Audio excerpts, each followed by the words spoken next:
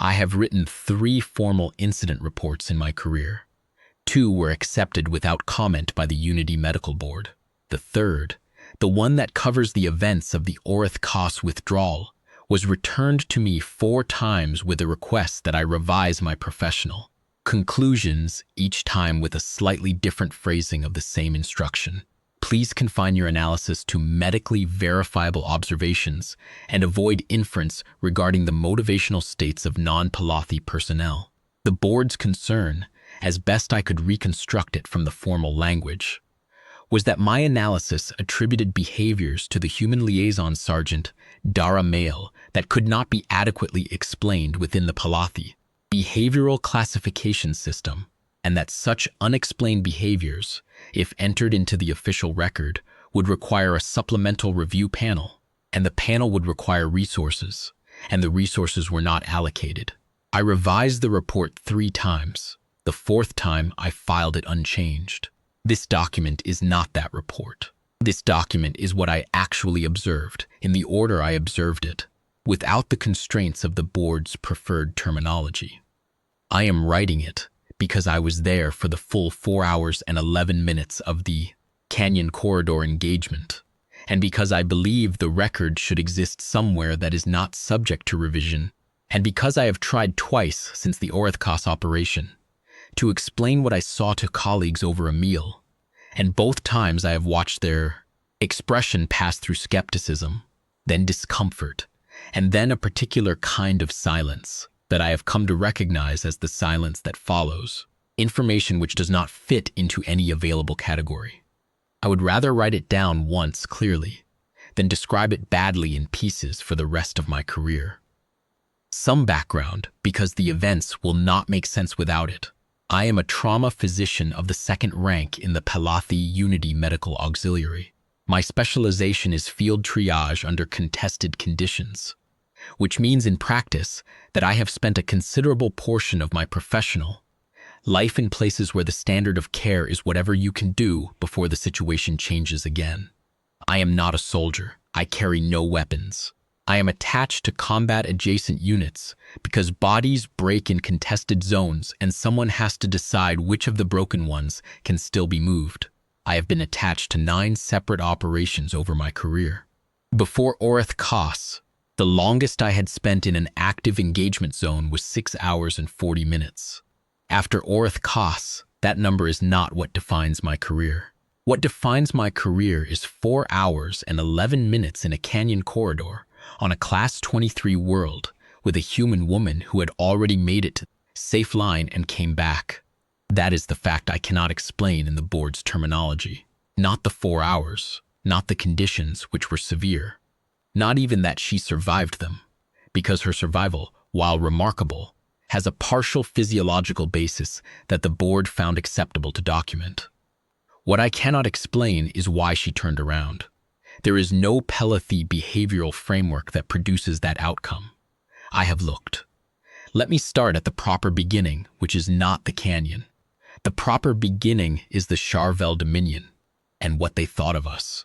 Oreth-kaas is a canyon world, technically classified as Class 23 under the Unity grading system, which in practical terms means that its surface conditions exceed the safe operating parameters for every species with which the Unity has formal relations, with one exception. The canyons run deep and the rock bleeds heat in the afternoon, and the fauna in the lower systems are sufficiently dangerous that the Unity's initial survey teams lost 4 members before they revised their entry protocols. I mention this because it matters to understanding the Shar-Vel Dominion's tactical position. The Shar-Vel had been contesting the oreth-kaas resupply corridor for approximately 14 standard months before the Unity's withdrawal operation. Their reasoning was resource-based. The corridor ran along a geological seam that contained mineral deposits of considerable value, and the Unity had established a forward extraction operation there during what had been briefly a less contested period. The Shar-Vel Dominion is a hierarchically organized polity of slate-purple humanoids, bipedal, slightly taller than the Pelathi average, with a military structure that emphasizes officer authority and subordinate compliance. to a degree that, in my medical experience, produces certain predictable failures under adaptive conditions. Their tactical command had assessed the corridor as recoverable. Their reasoning, as I later learned from the communications intercepts that were included in the after-action briefing, was that the Unity's withdrawal timeline was constrained by the surface conditions. Specifically, that the canyon corridor's afternoon temperature band exceeded the safe operating parameters for Pelathi physiology, and that the human liaison attachment was a diplomatic formality with no tactical relevance. This assessment was not unreasonable. It was simply wrong about the human. I had been attached to the oreth-kaas withdrawal operation for 11 days before the canyon engagement. I knew Sergeant Dara Mael in the way that medical personnel come to know the soldiers they are attached to in contested zones. Not well in the personal sense, but with a specific professional familiarity. I knew her weight and blood type. I knew she had a stress fracture in her left foot that had healed improperly, and that she managed it with a particular adjustment in her gait that was almost invisible unless you knew to look for it. I knew she ate slowly, and that she did not complain about the rations which were poor. I knew she slept in 4-hour blocks, and that she was already awake when the alerts came, every time, sitting upright in the dark with her hands on her knees, not startled, just awake. As if sleep were a deliberate pause she lifted herself out of, rather than a state she was pulled from. I had seen her assist at 2 of my triage procedures, once for a Pelathi trooper who had taken a fragment wound to the upper thorax, once for a Pelathi trooper who had broken 2 leg bones in a fall through compromised ground. She had not been asked to assist. She had simply appeared, assessed what was needed, and helped without requiring instruction. Both times afterward, she had gone back to her post without comment. This behavior pattern, appearing where she was useful and then departing without ceremony, was something I had noted in my personal field observations without fully understanding what to make of it. In the Pelathi military structure, unsolicited assistance during a medical procedure would require a chain of authorization. In Mael's apparent operating framework, it was simply what you did when you saw a problem and had the capacity to address it. I did not have a good category for this at the time. I do now. Her formal role in the oreth-kaas operation was liaison. She was attached to the Unity Withdrawal Command as a representative of the Terran Compact's military auxiliary program, which placed human observers with allied forces in contested zones as a condition of the joint operational agreements.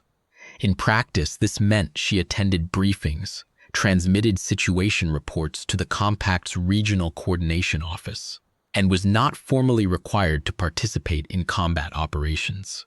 She was, as the Shar-Vel Dominion's tactical command had correctly assessed, a diplomatic formality. She was also, as I have described above, something else. But the Shar-Vel Dominion did not know this, and I did not fully know it yet either.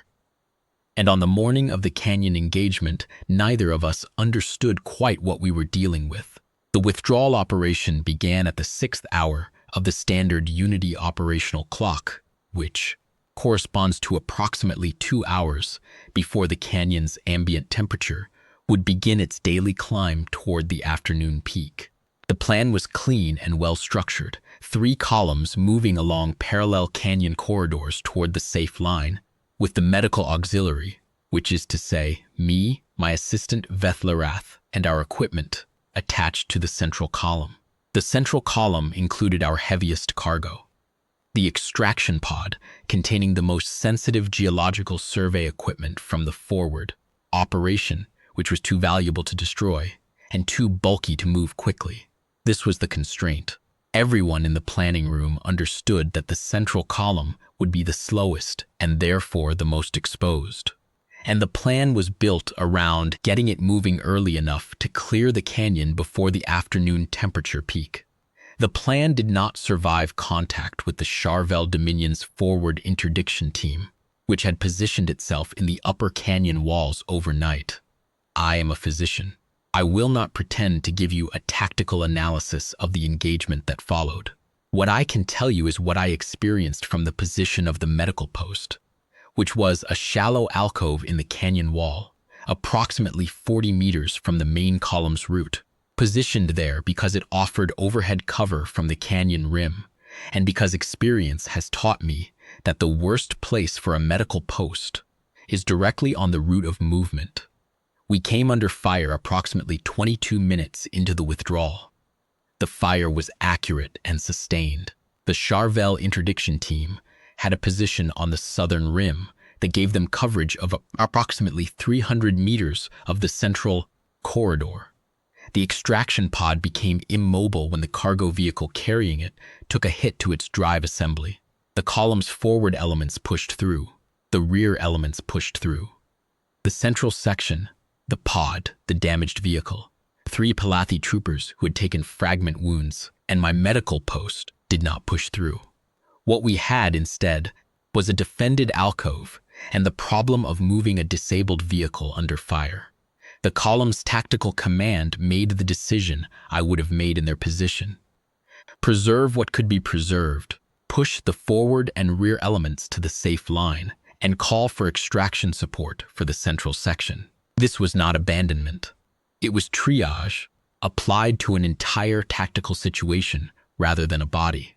The resources available to rescue the central section were not sufficient to justify the cost of deploying them in the active fire corridor. The central section would hold its alcove, manage casualties, and wait for the Shar-Vel position to be suppressed by the flanking elements that were already being redirected from the secondary corridors. The estimated wait time, as communicated to us by the column's tactical officer before his unit pushed through, was 4 to 6 standard hours. I will tell you what I knew at that moment, because it is important. I knew that 4 to 6 hours at a reduced defensive position in an active fire engagement is a wide range with very different outcomes at either end of it. I knew that one of the 3 wounded troopers, Yothsek, a communications specialist who had been at the rear of the column, had a fragment wound to the lower thorax that I had addressed temporarily, but that would require proper surgical intervention within a much narrower window than 4 to 6 hours.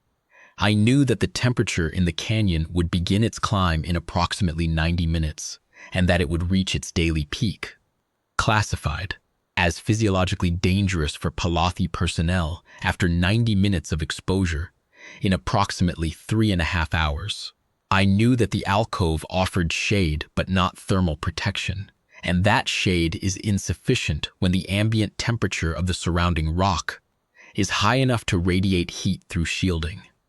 I knew these things, and I communicated them to the column's tactical officer, and he communicated them to his command, and his command communicated that the flanking suppression operation was proceeding and that we should hold our position. What I did not know was where Sergeant Mael was during this communication. What I subsequently learned, and what I have reconstructed from the deposition I gave to the after-action review board, from Mael's own communication log, and from the account of Trooper Veth Orath, who was one of the 3 wounded personnel in the alcove with me, is this. Mael had been at the rear of the column when the fire began. She had, in the confusion of the initial engagement, assisted in moving 2 of the 3 wounded troopers into the alcove before the forward elements pushed through. When the push order came, she had moved with the rear elements toward the safe line. She had reached the safe line. The safe line was a secondary alcove approximately 400 meters south, beyond the active fire zone, where the flanking suppression elements were consolidating. She had checked in with the column's rear security officer. She had confirmed her presence. She had been marked as safe. And then, approximately 6 minutes after reaching the safe line, she had turned around and walked back into the corridor. She had not told anyone she was going. The column's rear security officer, a young trooper named Vethoris, who was 3 operations into his career, reported that he had not seen her leave because he had been engaged with consolidating his own element, and had assumed, reasonably, that a person who had just reached safety would remain there. Her communication log shows a single outgoing transmission to the Compact's regional coordination office at the moment she turned around. The transmission consists of her identification code, her location, the notation returning to assist medical post, canyon section, central corridor, and nothing else. No request for permission, no request for support, no explanation of her reasoning. She simply noted what she was doing and did it. She entered the fire corridor under active Shar-Vel interdiction. She moved along the canyon wall, using the terrain for cover. And here, I must tell you something about the canyon terrain on oreth-kaas, because it was not the kind of terrain that a Pelathi soldier would have used for cover. The canyon walls are fractured basalt, heavily eroded, with a particular angular texture that creates the impression of cover, without providing much of the physical reality of it. The angles are sharp enough to lacerate unprotected skin. The footing is unreliable. The fracture planes shift under weight in ways that are difficult to predict, and the shifts are sudden. Pelathi soldiers in the canyon wore impact-resistant boots and arm protection precisely because the terrain itself was a hazard independent of the Shar-Vel fire. Mael was wearing her standard liaison kit, which included tactical boots but not the arm-rated impact protection, because liaison personnel are not rated for canyon terrain operations. She covered the 400 meters in approximately 11 minutes. I know this because I know when she left the safe line from her log, and I know when she arrived at the alcove, because I was there and because I remember exactly what I thought when I heard movement in the corridor and then saw her lean into the alcove entrance with her arm against the fractured wall and say, in a completely ordinary tone of voice, "Medical officer, I'm back. What do you need?" What I thought was, she was at the safe line. She was out. What I said was, Yothsek's thorax wound is going to require surgical intervention within the next 2 hours. I cannot move him without compromising the temporary closure. We cannot move the extraction pod without the vehicle drive. The temperature is going to climb beyond safe parameters in approximately 80 minutes. She looked at Yothsek. She looked at the extraction pod and the damaged vehicle. She looked at the canyon rim in the direction of the Shar-Vel interdiction position, which I will note required her to expose part of her head and upper body past the alcove's cover. She pulled back and said, "What's wrong with the drive?" I told her I did not know. I am a physician. She nodded as if this were useful information, which it was not, and said, "I'll look at the vehicle." I said, "The vehicle is in the main corridor." She said, "I know," and she went. I want to be precise about this moment because it is the one the after-action review board found most difficult to process, and I understand why. The main corridor was under active Shar-Vel interdiction. Moving into the main corridor from the alcove, even for the few meters required to reach the disabled vehicle, meant exposure. Not extended exposure, but real exposure. Mael had been a liaison officer for, at that point, 14 months. Liaison officers do not, in the Pelathi military structure, or in any other structure I am aware of, perform vehicle repair under fire. This is not their function. This is not their training category. This is not something the system expected her to do, or had prepared her to do. She moved to the vehicle in 2 segments, using the vehicle's own body as cover once she reached it, and she spent 9 minutes examining the drive assembly before she came back. While she was at the vehicle, I did the only useful thing available to me. I managed the alcove. Yothsek needed his dressing checked and the field stimulant adjusted. I had been holding his fluid pressure at a level that was buying time but not indefinitely, and I recalculated the dosage against the new thermal projections, and understood that I had approximately 90 minutes before the heat load overwhelmed the stimulant's effectiveness. Trooper Veth Oreth had a leg wound that was not critical, but had stiffened badly in the heat, and I worked through the joint to preserve his mobility, because mobility was the only medical currency that mattered in that alcove. Veth Lirith, my assistant, had a cut on his forearm from the initial engagement that I had dressed in the first minutes of the hold. It was clean, and I left it. The Shar-Vel position fired twice while Mael was at the vehicle. Both shots impacted the canyon floor on the far side of the corridor. The Shar-Vel gunner was walking a grid pattern, trying to confirm that nothing was moving in the main corridor. Mael did not move. I could not see her from the alcove, but I could see the vehicle's chassis, and the vehicle did not move. And after the second shot, I heard her voice, very low, just carrying the 4 meters from the vehicle's shadow to the alcove entrance. Still here. That was all. A status report, delivered quietly, to no one in particular, the way a person confirms a fact they are keeping track of for their own reference. She came back and told me what she had found. The primary motivator coupling had fractured, not cleanly, but in a spiral fracture pattern that suggested the coupling had been under pre-existing stress, possibly from the heavy load of the geological survey equipment, and the hit had finished it. She could not fix it with what she had, but she could potentially rig the secondary motivator to run the drive at reduced power, which would be sufficient to move the pod if we could reduce the load on the vehicle by approximately 30%. She had, she noted, a portable repair kit in her liaison pack. She did not know if it contained the right components. She was going to look. The repair kit had been issued to her as standard liaison equipment.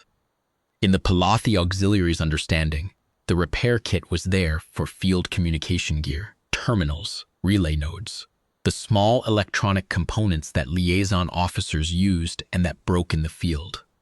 It was not designed for cargo vehicle drives, but Mael had spent those 11 days watching the mechanics at the forward operation work on the vehicles, and she had, at some point in that watching, understood which components performed which functions in a Pelathi heavy cargo drive, and she had, in some quiet and unhurried way, determined which components in her repair kit were functionally analogous. I do not know when she made this determination. She may have made it before the operation began, as a contingency consideration, or she may have made it in the 9 minutes she spent examining the damaged drive. I asked her, later. She said she wasn't sure, that the information had been there and she had used it. This seemed to her an adequate answer, and perhaps for her it was, I said. The temperature is going to reach dangerous levels before you can complete that repair, she said. I know, not dismissively, simply as an acknowledgement of a fact she had already incorporated into whatever calculation she was running. Then she said, Yothsek's window is 2 hours. The temperature peak is 3.5 hours out. The math works if I'm quick. I did not ask her why she was doing this. I have thought about that since, about why I did not ask. I think the honest answer is that she was already doing it, and there was a quality to the way she was doing it that made asking seem like an interruption. She was not performing anything. She was not heroic in any sense I recognized. She was doing a task that needed to be done, in the methodical way that you do a task that needs to be done. And there was a completeness to her focus that made the question feel beside the point. The repair took 47 minutes. I know this precisely because I was monitoring the ambient temperature for the whole of that time, noting it against the physiological danger thresholds for both Pelathi and human biology, which have different curves. Pelathi personnel begin experiencing heat-related physiological stress at an ambient temperature of approximately 53 degrees by the standard scale. The Pelathi Medical Manual's entry for Terran human personnel, which I consulted on my field terminal during those 47 minutes because I wanted to know what I was dealing with, lists the human heat tolerance threshold as somewhat higher, though it notes considerable individual variation, and adds a qualifying statement that I found, in context, darkly informative.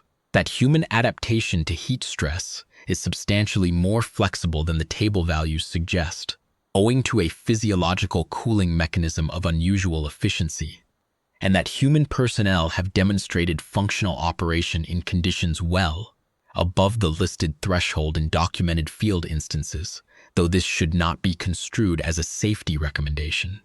In other words, the manual knew, in the dry way that manuals know things, that a human could operate in conditions that would incapacitate a Pelathi trooper. What it could not tell me was for how long or at what cost. Mael was working at the vehicle when the ambient temperature passed 53 degrees. She did not stop working. Her skin, which I had been monitoring visually as a crude physiological indicator, had taken on a specific flush that I recognized from the manual's description as the activation of the human thermal regulation response. Her rate of perspiration was notable. She was losing fluid at a rate that would become critical before the temperature peak if not addressed. I kept a close count of her remaining water. She had gone through one of her 2 personal containers before the temperature crossed the threshold, and I began rationing my own supply against the calculation of how long the repair would take and what the minimum fluid requirement was to keep her functional through the transit to the safe line. She had a specific way of working that I observed closely during those 47 minutes. She was never rushed, but she was also never still.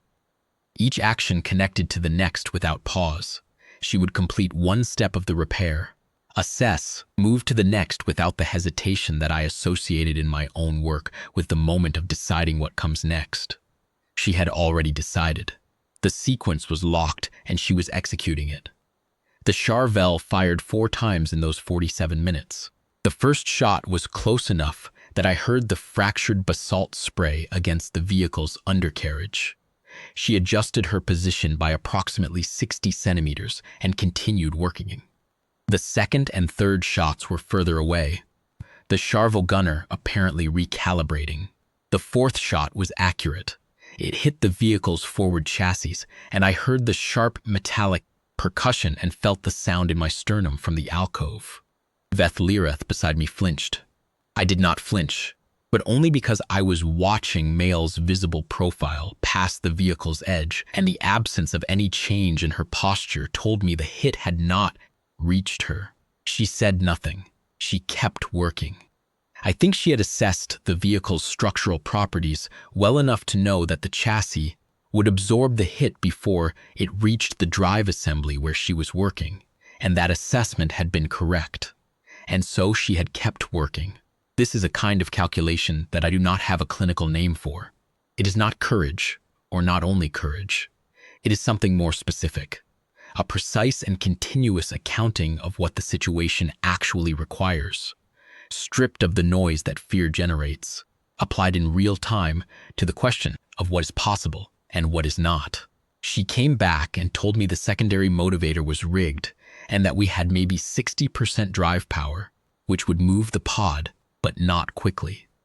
She looked, I will note, like someone who had been working in extreme heat for 47 minutes. She did not look in any way that I could observe, like someone who was about to stop. I had, in that 47 minutes, done 3 things. I had managed Yosek's wound, which was stable but deteriorating in the way that thorax wounds deteriorate when the physiological systems are under thermal load. I had managed my other 2 wounded troopers, both of whom were in better condition than Yothsek, and I had attempted, twice, to reach the column's tactical command on the communication link to get an updated timeline on the flanking suppression operation. The first attempt had reached the command post, which had told me the flanking operation had encountered its own complications and that the suppression was delayed. The second attempt had not connected. Mael sat down in the alcove for approximately 4 minutes. She drank the last of my water reserve, which I gave to her without hesitation, because the physiology was clear. She was the most functional person in that alcove, and she needed to stay that way. She did not thank me extensively. She said, "Thank you," and drank. And then she said, "We have a Shar-Vel position on the south rim. They've been consistent about their fire intervals, 4 to 5 seconds between bursts." I said, "I know. I have been counting." She said, "Me too." Then we have 3 wounded, 1 critical, a partially repaired vehicle, and a suppression operation that isn't going to arrive before the heat does. I said, "Yes," she said. "So we're going to have to move," I said. Moving Yothsek in his current condition through active fire is going to compromise the closure. He could reopen, she said. "What happens if he stays here through the heat peak?" I said, "He will not survive it. His wound load puts him past the physiological compensation threshold. He cannot thermoregulate effectively while managing that injury, she said. Then moving is the better option.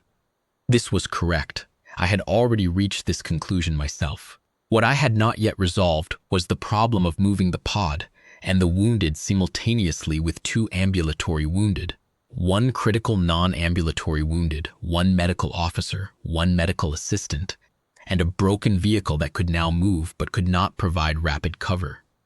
I said as much. Mael sat with this for a moment. Then she said, "The Shar-Vel position is on the south rim. The fire is coming from the south.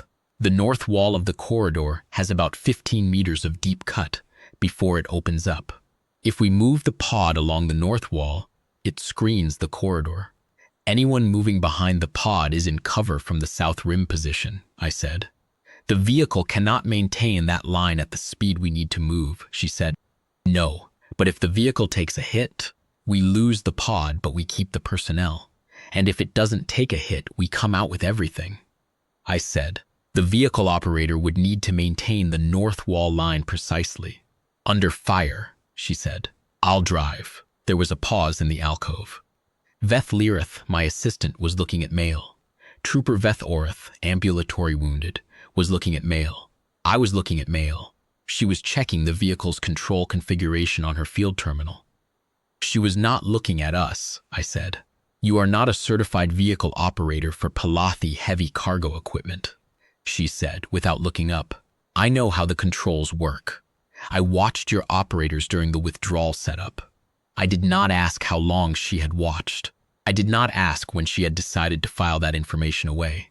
I think, in retrospect, this was the moment I began to understand something about the way she processed the world, not as a series of present circumstances, but as a continuous accumulation of things that might someday be relevant, held in reserve against the occasion when they would be needed.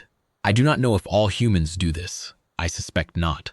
I think it was something specific to her, or specific to the particular way her experience had shaped her, though I cannot be certain.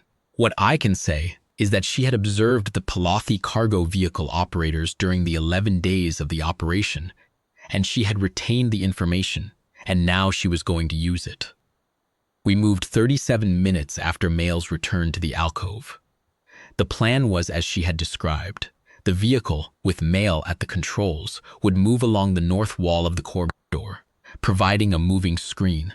Behind the vehicle, Veth Lirith and Trooper Veth Oreth supporting the 2 lesser wounded troopers. Behind them, me, with Yothsek on the field stretcher, moving at the pace his condition allowed. The distance to the safe line was 400 meters. The vehicle could cover that at approximately 40% of normal speed, given the terrain and the required wall-hugging line. Our pace would be constrained by the stretcher. Before we moved, Mael ran through the plan once, briefly, with the whole group. She did not stand up to do it. She sat on the supply case that served as the alcove's only furniture.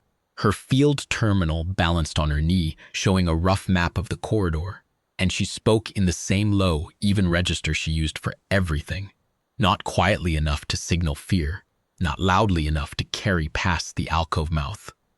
She described the movement order, the vehicle line, the communication protocol, and what each of us should do if the vehicle took a disabling hit before we cleared the corridor. She answered 2 questions from Veth Lirith and 1 from Trooper Veth Oreth, which were good questions, the kind that identified gaps in a plan before the plan ran. She incorporated the answers into a brief revision, told Veth Oreth where to position on the stretcher's secondary handle when the terrain was loose, and told me that if I lost my grip with the fragment arm to call it immediately and she would stop the vehicle. I said that I would call it. She looked at me for a moment with the expression that I had learned to read as, "Are you certain?" I said I was certain. She nodded and said, "We move in 3 minutes." In those 3 minutes, I did the last medical check on the group. Yothsek's biometrics were at the edge of what I considered the viable transit range. Not good, but not beyond the threshold where moving him would be more dangerous than staying. I made one final adjustment to the field stimulant dosage. weighted toward maintaining his fluid pressure against the thermal load of the corridor. And I looked at him directly and said, "We're moving you to the safe line now. The movement will be uncomfortable. The wound will stay closed if you keep still." He was conscious enough to understand me. His secondary eyelid had closed halfway, which in Pelathi physiology is an indicator of reduced alertness under stress. But he was tracking my voice, he said, in the clipped flat tone of a person speaking through considerable pain. "Understood." That was sufficient. That was all I needed. I calculated a transit time of approximately 22 minutes for the personnel column, assuming no interruptions. I did not calculate for interruptions because the possible interruptions were sufficiently variable that no calculation was useful. The Shar-Vel interdiction team fired 7 times during the transit. The first burst struck the canyon floor approximately 12 meters behind the vehicle and was, I believe, an attempt to determine our movement vector, a probing shot, in the tactical language I have subsequently learned. It told the Shar-Vel position that we were moving and gave them a direction. The second burst struck the north wall 8 meters ahead of the vehicle. This was an adjustment, and it was a good one. They had correctly identified that the vehicle was hugging the wall, and they were attempting to anticipate the vehicle's position.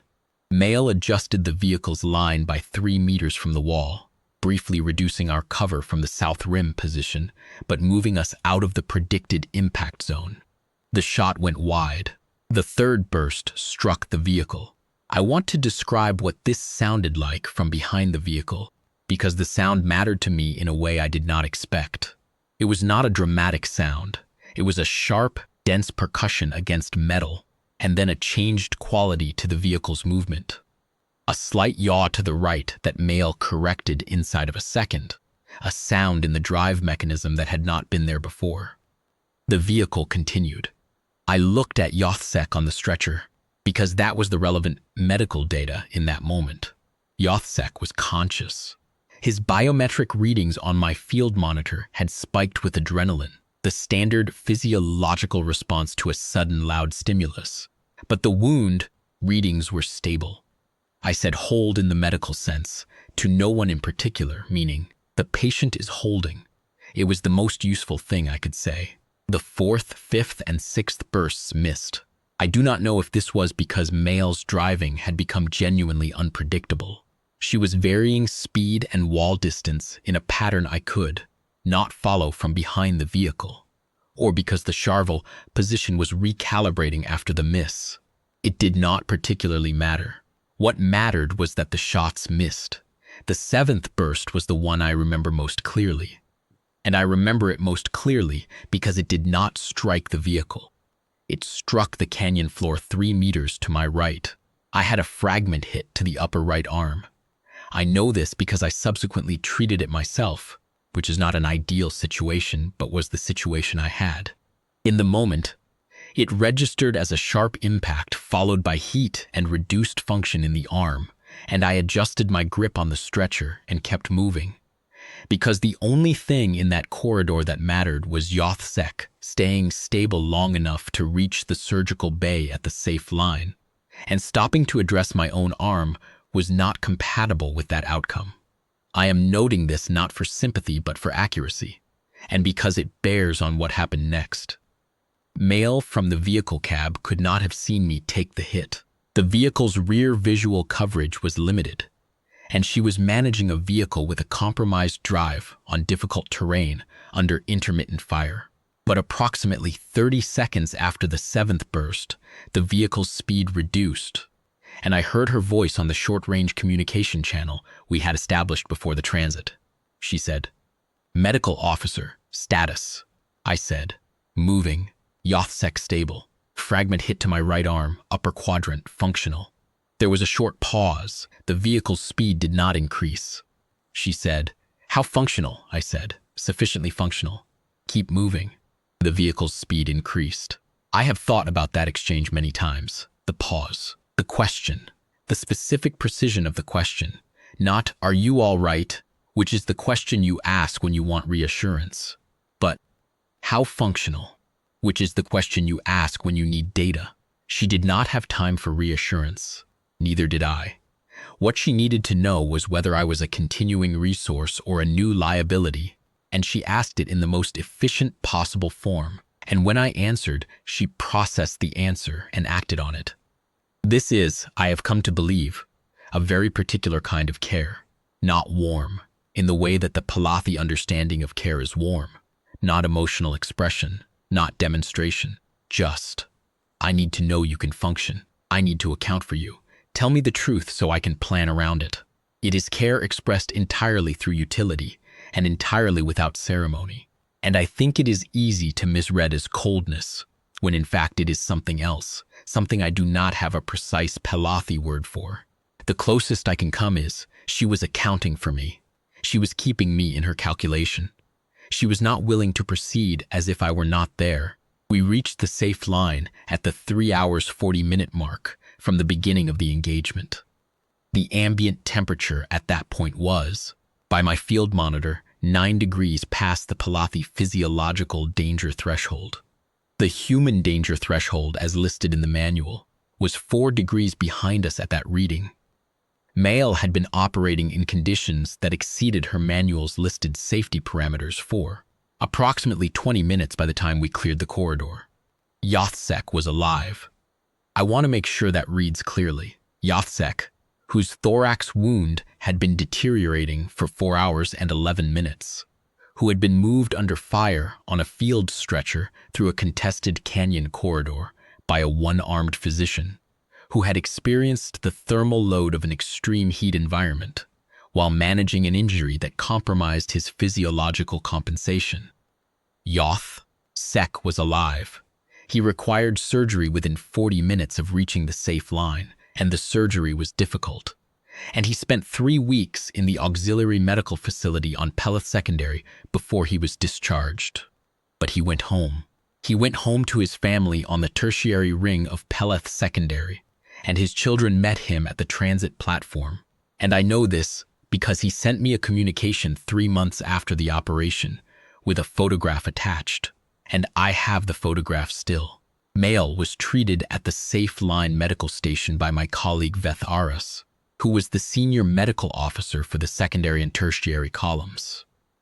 His notes on her treatment, which I reviewed as part of the after-action documentation, list the following: dehydration, severe, heat exposure consistent with extended operation above physiological threshold, 3 lacerations to the right forearm, consistent with fractured basalt contact, bruising to both knees consistent with multiple falls on unstable terrain, superficial burns to the left hand consistent with contact with a heated metal surface, the vehicle's control housing, which had been absorbing radiant heat for over an hour by the time we reached the safe line.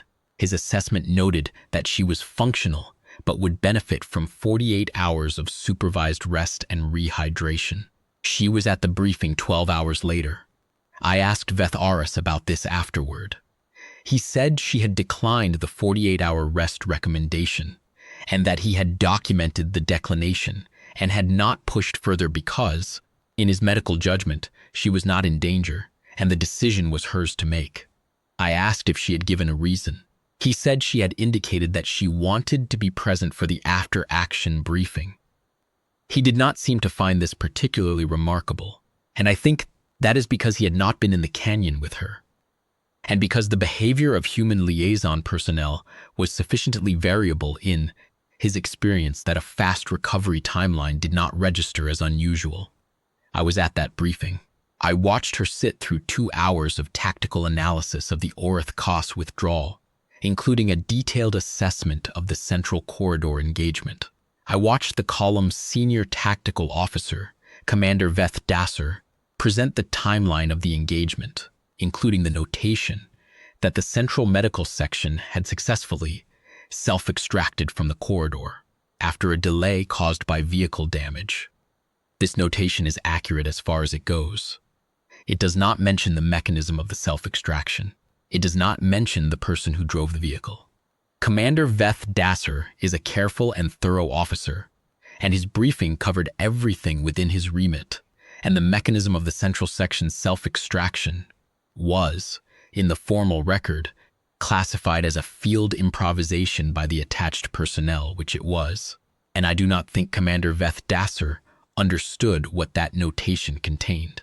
Mael sat in the back of the briefing room with her hands flat on the table, in the posture I had come to associate with her when she was listening carefully.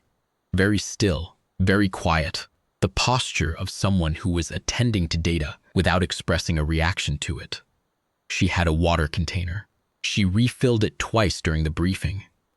When the briefing ended, she exchanged brief words with two of the column's troopers, submitted her situation report to the Compact's Regional Coordination Office on her field terminal, and left. I caught up with her in the corridor outside the briefing room. I did not have a prepared statement. I had been trying to formulate one for the previous 12 hours, since I first understood that she had declined the medical rest recommendation and would be at the briefing. And I had found that every formulation I attempted was either insufficient or inaccurate. I said, "I wanted to speak with you," she said. "Is it the arm? Veth said it should be clean." I said, "My arm is fine. I wanted to speak with you about the corridor." She looked at me with an expression I did not immediately know how to read. Not wary, not dismissive, but patient. As if she was prepared to hear what I had to say, and was waiting to understand what kind of thing it was going to be. I said, "You reached the safe line," she said. "Yes," I said. "You were clear. You were logged as safe," she said. "Yes," I said. "You went back," she said. "Yes." I stood there for a moment, because I had reached the end of what I had to say without having said what I meant to say, which is a particular kind of failure of language. What I meant to say was, "I do not understand why." What I meant to say was, "I have been in 9 operations, and I have not seen this before."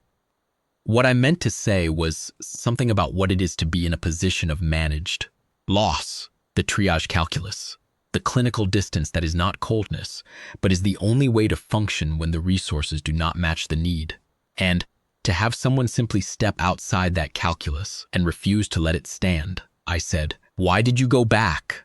She was quiet for a moment, not hesitant, not searching for an answer, but deciding, I think, how much of the answer to give. She said, "Youthsec was still in there."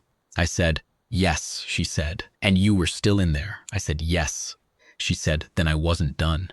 I stood in the corridor and I looked at her, and I did not have anything to say to that, because it is not an answer that has a response inside the framework I was trained in. It is not a tactical statement. It is not a calculation. It is not even, I think, a moral statement in the formal sense. It is not claiming a principle, not invoking a code. It is simply a description of how she understood the state of the situation. There were people still in there, therefore she was not finished. The safe line was a fact about geography, not a fact about the situation. She said, "I should get my report in. Is there anything else you needed?" I said, "No, thank you." She nodded in the brief, efficient way that served her as acknowledgement, and she went back down the corridor. I filed my incident report 6 days later. The first draft contained a section I titled Analysis of Non-Pelathi Personnel Behavioral Parameters, which was my attempt to write, in the clinical language of the medical auxiliary, what I had observed. The board returned it with the request to revise. I removed that section and resubmitted. The board returned it again, this time flagging a paragraph in my observations section that described Mael's decision to return to the corridor as motivationally anomalous under standard field extraction protocols, and asking me to revise the characterization to reflect an adaptive response to dynamic field conditions within the operational context. I rewrote the paragraph using their language. I did not believe the rewrite was accurate, but I understood that accuracy was not the primary concern of the revision process. The third return asked me to revise my documentation of the heat exposure conditions to avoid implying exceptional physical performance on the part of liaison personnel, which may create unrealistic operational expectations for future deployments. I revised this section to note only that the liaison personnel completed the field transit successfully and were treated for dehydration and minor injuries on arrival at the safe line, which is true in the way that a description of a river as a body of water is true. The fourth return asked me to revise my documentation of the vehicle operation, to note that the liaison personnel were assisting in vehicle navigation under the direction of available trained personnel, which would have required there to be trained personnel directing the vehicle, which there were not, since the vehicle's certified operators had pushed through with the forward and rear elements. I filed the report unchanged. The board accepted it without comment. I received a notation in my service file describing my incident documentation as detailed but imprecise in places. I have accepted this characterization because the alternative characterizations available to me were all worse. What I did not file in the incident report, because the board would not have accepted it, is this: Sergeant Dara Mael is not a remarkable human in the way the Pelathi understanding of remarkable would apply. She is not the largest human I have encountered, nor the physically strongest, nor the one with the most combat decorations, nor the one with the highest rating in any of the classification systems that the Unity uses to assess allied personnel. She is a mid-career liaison officer of no particular institutional distinction. Her file, which I reviewed after the operation, describes her as competent and reliable, good interpersonal skills recommended for continued liaison service. This is the language of a file that has nothing distinctive to say. The thing that is distinctive about her is not in the file. What I have come to believe in the years since oreth-kaas is that the Pelathi, and, based on my conversations with colleagues from 5 other species, almost every other species I have encountered in the Unity structure, have a particular relationship to the concept of the safe line. The safe line is the end of the obligation. When you cross the safe line, the accounting closes. The people still inside the line are now someone else's problem, or the system's problem, or the problem of the flanking suppression operation that is going to arrive in 4 to 6 hours. This is not callousness. It is a necessary structure. You cannot function in a contested zone if the obligation extends indefinitely past the safe line, because the safe line is the only thing that makes forward movement possible. You move toward it, and when you reach it, you stop, and that stopping is survival. Mael did not stop. I have asked myself many times whether she is exceptional among humans in this, or whether this is something more general, whether the thing I saw in her is a common thread in the species, or a particular expression in her of something rarer. I have not reached a conclusion I am confident in. I have met other humans in my subsequent career, 8, across 4 operations, and in those meetings I have looked carefully for the same quality. 3 of the 8 I would describe as having something adjacent to it, a particular quality of attention to the people around them, a tendency to track the group's condition and adjust to it without being asked. But I have not in those 3 seen what I saw in Mael, which is the specific act of the reversal at the safe line. It is possible that the opportunity did not arise. It is possible that, had the opportunity arisen, I would have seen the same thing. I cannot know.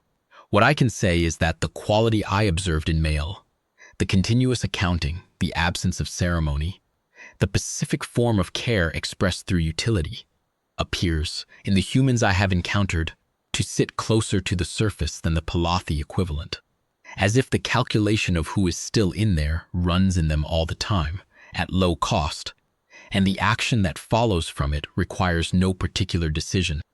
It is simply what the calculation produces. I do not know if this is an adaptation. I do not know if it is cultural, in the way that Pelathi professional culture produces the triage calculus through training and institutional structure. I do not know if it is individual, a particular arrangement of experience and character that produced Dara Mael specifically. The Pelathi medical classification system does not have a column for it, and neither does the Unity's personnel assessment framework, and neither does, as far as I know, any formal system for evaluating allied personnel. The After-Action Review Board did not have language for it. I have spent 8 years looking for the right Pelathi word for it, and I have not found one that is precise. The closest I have found is a term from the ancient Pelathi medical tradition, used in its original context to describe the obligation a physician has to a patient in the middle of a procedure that has not yet resolved, the state of being in an incomplete act. But the ancient context implies that the obligation is professional, formal, sanctioned by the structure of the medical relationship. What Mael had was not sanctioned. There was no formal relationship between her and the people in that alcove. She was a liaison officer. Her obligation by the formal structure ended at the safe line. She did not, I think, experience it that way. The act was incomplete. She was in the middle of it. The geography said otherwise, and the command structure said otherwise, and the tactical calculus said otherwise.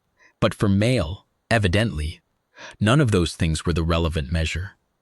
The relevant measure was, are the people still there? And they were. And so she was not done. I have a photograph on my desk. It is not the one Yothsek sent me, though I have that one too. This one I took myself at the safe line after we came out of the corridor. It is not a well-composed photograph. I took it on the small recording device attached to my field terminal. Quickly, before the moment passed, it shows Mael at the safe line medical station, sitting on the edge of a supply crate while Deathworlders cleans the lacerations on her right forearm. She is looking at something off to her left. I don't know what. I don't remember now. Her expression is the expression a face has when the thing it has been doing is finished. Not satisfied. Not relieved. Just. The next thing can begin. Her burned left hand is resting in her lap, palm up, fingers slightly open. She does not look like someone who has just done something that required a specific and unusual kind of courage. She looks like someone waiting for the next item on the list. Behind her, partially out of frame, you can see the beginning of the canyon corridor we came out of. The afternoon heat is visible in the air above the canyon floor, a shimmer that the oreth-kaas rock makes in its worst hours. The corridor is quiet. The Shar-Vel position on the south rim is somewhere out of frame, suppressed now by the flanking operation that had finally arrived 11 minutes after we cleared the line. 11 minutes. I have thought about that number. I am not angry about those 11 minutes, because the tactical constraints that produced them were real. And the commander who made the flanking decision made the correct decision with the information available. But I note the number. We came out 11 minutes before the suppression arrived. 11 minutes in the other direction and the transit would have been under a great deal more fire, and the outcome of that transit would have been less certain. And I do not think about this number productively, so I try not to think about it at all. I keep the photograph because I want to remember what that face looked like. The face of someone who had turned around at the safe line and gone back in and come back out and was now waiting for the next thing. No claim, no performance. The burned hand resting open in her lap as if it were simply a fact about the current moment, like the heat and the quiet and the work that still remained. The record I could not file with the board is this. In 11 days at oreth-kaas, I observed Sergeant Dara Mael appear at 2 triage procedures because she noticed they needed help, retain the vehicle control patterns of every operator she had watched for no stated reason, manage a 4-hour corridor engagement in conditions that exceeded her medical manual's listed parameters, hold a position under fire with no formal authority to do so, repair a vehicle drive with equipment not designed for the purpose, navigate a rigged vehicle along a precise line through active interdiction, and bring everyone out, and the single thing I have never been able to file in any formal document. The thing the board's language cannot contain, the thing that keeps appearing in my thoughts with the particular insistence of something unresolved, is that she was not angry when she did any of it. She was not afraid. She did not invoke anything. She went back because the people were still there, and she was not done, and so she went. That is the complete account. There is nothing beneath it to excavate, no larger principle she was expressing, no institutional loyalty she was honoring. She was in the middle of something. The middle is where the obligation lives. She did not leave it. I have been a physician for 22 years. I have a particular working familiarity with what a body is willing to endure, and with the difference between the things a body endures because it has no choice, and the things it endures because the person inside it has decided, cleanly and without drama, that the endurance is required. I have seen both kinds. I know which kind I am looking at. That is my analysis, which the board declined to enter in the record. I enter it here. The operation is complete. The record stands.